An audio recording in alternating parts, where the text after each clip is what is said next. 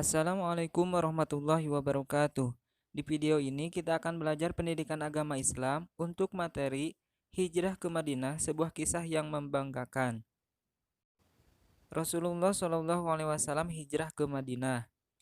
Penyebab Rasulullah Shallallahu Alaihi Wasallam hijrah ke Madinah diantaranya yaitu: pertama, siksaan kaum Quraisy kepada umat Islam semakin berat. Selama 13 tahun berdakwah di Mekah, Rasulullah Shallallahu Alaihi Wasallam dan pengikutnya seringkali mengalami cobaan yang besar dan siksaan yang begitu pedih. Ditambah lagi dengan pemboikotan kaum Quraisy kepada umat Islam yang semakin mempersulit ruang gerak umat Islam di Mekah. Yang kedua, perintah Allah Subhanahu wa taala untuk hijrah, yaitu Quran surat An-Nisa ayat 97. Yang ketiga, wafatnya istri dan paman Nabi.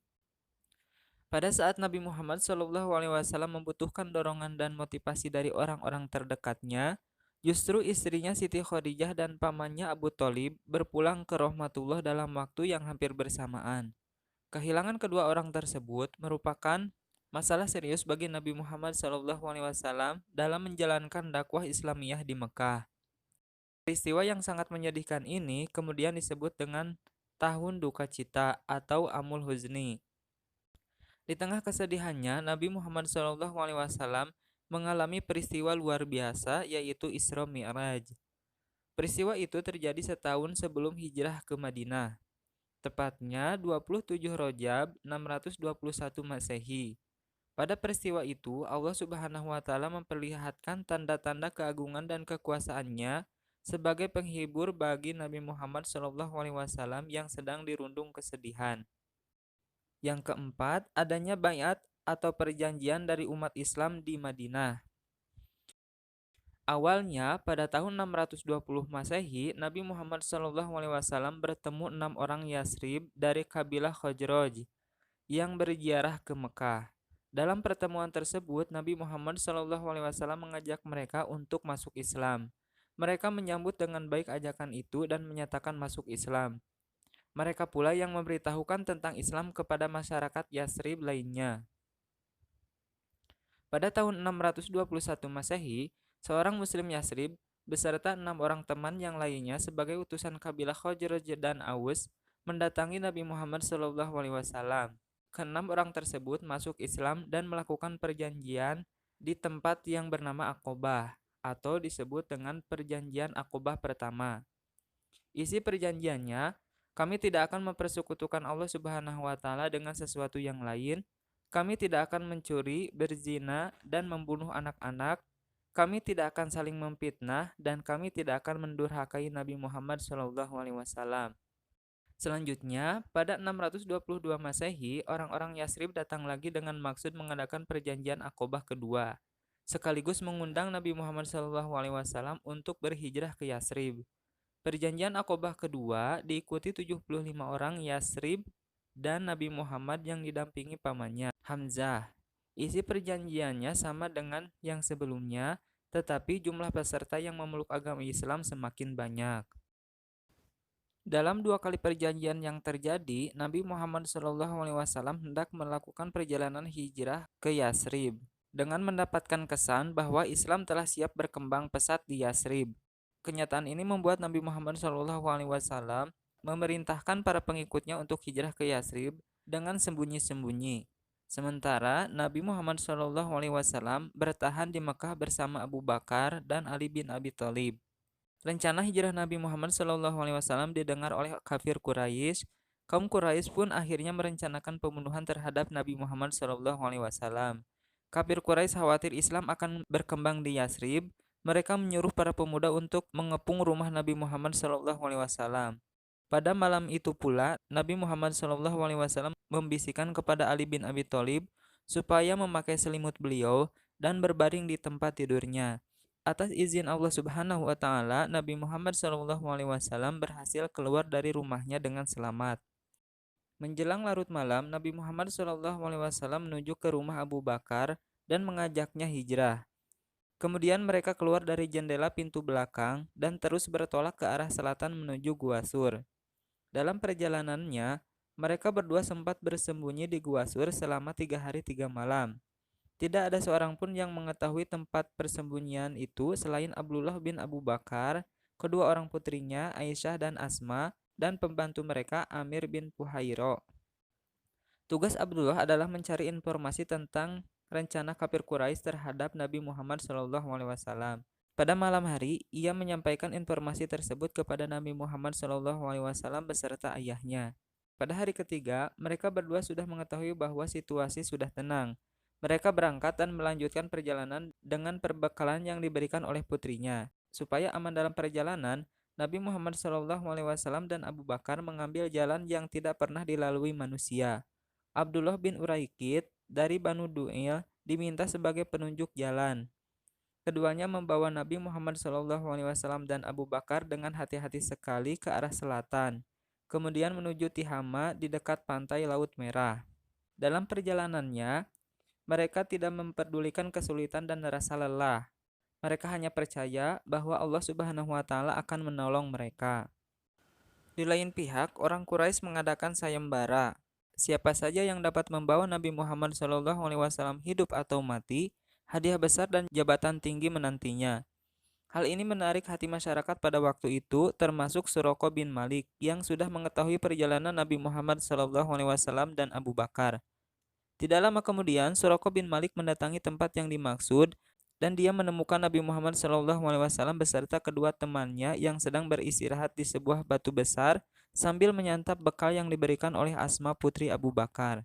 Setiap kali Suraqah bin Malik mendekati rombongan Nabi Muhammad SAW, kudanya selalu tersungkur.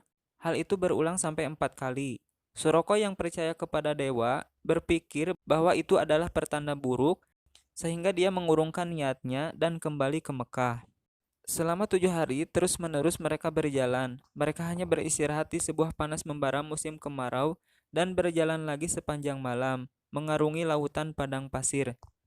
Hanya karena adanya ketenangan hati kepada Allah Subhanahu wa Ta'ala membuat hati dan perasaan mereka terasa lebih aman. Mereka selalu yakin bahwa Allah Subhanahu wa Ta'ala akan selalu bersama mereka. Di tengah perjalanan menuju Madinah, Rasulullah SAW singgah di Kuba, sebuah desa yang terletak 2 mil di selatan Madinah. Di sana beliau membangun sebuah masjid. Masjid ini menjadi masjid pertama dalam sejarah Islam.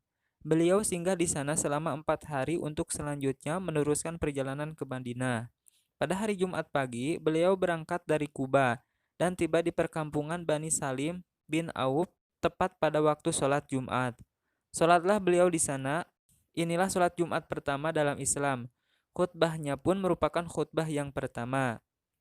Nabi Muhammad SAW dan Abu Bakar tiba di Madinah pada tanggal 12 Rabiul Awal. Kedatangan beliau telah dinanti-nanti masyarakat Madinah. Pada hari kedatangan Nabi Muhammad SAW dan Abu Bakar, masyarakat Madinah sudah menunggu di jalan yang akan dilalui Nabi Muhammad SAW. Lengkap dengan regu genderang, mereka mengeluh-ngeluhkan Nabi Muhammad SAW dan genderang pun gemuruh diselingi nyanyian yang sengaja digubah untuk keperluan penyambutan itu. Bulan purnama telah muncul di tengah-tengah kita dari celah-celah bebukitan. Wajiblah kita bersyukur atas ajakan kepada Allah Subhanahu wa Ta'ala. Wahai orang yang dibangkitkan untuk kami, kau datang membawa sesuatu yang wajib ditaati. Itulah syair penyambutan Nabi Muhammad SAW di Madinah. Dakwah Nabi Muhammad SAW di Madinah. Setelah sampai di Madinah, Nabi Muhammad SAW mulai membuat program kerja dan melaksanakannya seperti membangun masjid, mempersaudarakan antara muhajirin dan ansor, dan membuat perjanjian dengan penduduk Madinah. Langkah pertama, membangun masjid. Pembangunan masjid segera dimulai dan seluruh umat Islam ikut ambil bagian sehingga berdiri sebuah masjid berdinding bata, berkayu batang kurma, dan beratap daun kurma. Masjid yang dibangun Rasulullah SAW bersama-sama kaum muhajirin dan ansor tidak hanya berfungsi untuk sholat semata, akan tetapi untuk seluruh kegiatan Nabi di Madinah. Di antara fungsi masjid pada zaman Nabi adalah sebagai tempat mempersatukan umat, bermusyawarah tentang perkembangan Islam, mengkaji ilmu agama, bahkan sebagai pusat pemerintahan setelah Rasulullah dipilih sebagai pemimpin di Madinah. Seluruh aktivitas masyarakat Madinah dipusatkan di masjid. Kemudian, Nabi Muhammad SAW mempersaudarakan antara orang-orang Muhajirin dengan Ansor.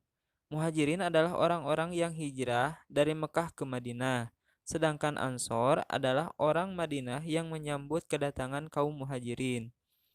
Di antara para sahabat yang dipersaudarakan yaitu dari kaum Muhajirin yaitu Abu Bakar dipersaudarakan dengan kaum Ansor Kharijah bin Zuhair. Kemudian Umar bin Khattab dengan Itban bin Malik, Bilal bin Robah dengan Abu Ruwaihah, Amir bin Abdillah dengan Sa'ad bin Mu'adz, Abdurrahman bin Auf dengan Sa'ad bin Robi, Zubair bin Awam dengan Salamah bin Salamah, Utsman bin Affan dengan Aus bin Sabit, Tolha bin Ubaidillah dengan Ka'ab bin Malik, Abu Huzaifah bin Utbah dengan Ubbah bin Bishir, Ammar bin Yasir dengan Huzaifah bin Al-Yaman. Selanjutnya Nabi Muhammad SAW merumuskan piagam yang berlaku bagi seluruh kaum muslimin dan orang-orang non-muslim di Madinah, yang kemudian disebut Piagam Madinah. Isi Piagam Madinah antara lain: pertama, kaum Yahudi bersama kaum muslimin wajib turut serta dalam peperangan. Yang kedua, kaum Yahudi dari Bani Auf diperlakukan sama kaum muslimin. Ketiga, kaum Yahudi tetap dengan agama Yahudi mereka dan demikian pula dengan kaum muslimin. Yang keempat, semua kaum Yahudi dari semua suku dan kabilah di Madinah diberlakukan sama dengan kaum Yahudi Bani Auf. Yang kelima, kaum Yahudi dan muslimin harus saling tolong-menolong dalam memerangi atau menghadapi musuh. Yang keenam, kaum Yahudi dan muslimin harus senantiasa saling berbuat kebajikan dan saling mengingatkan ketika terjadi penganiayaan atau kedoliman. Ketujuh, kota Madinah dipertahankan bersama dari serangan pihak luar. Yang kedelapan, semua penduduk Madinah dijamin keselamatannya kecuali bagi yang berbuat jahat. Dengan program-program cerdas yang dilakukan Nabi Muhammad SAW, Madinah menjadi daerah yang sangat maju, baik peradaban maupun kebudayaannya, sehingga terkenalah dengan sebutan Al-Madinah Al-Munawwaroh atau kota yang bercahaya.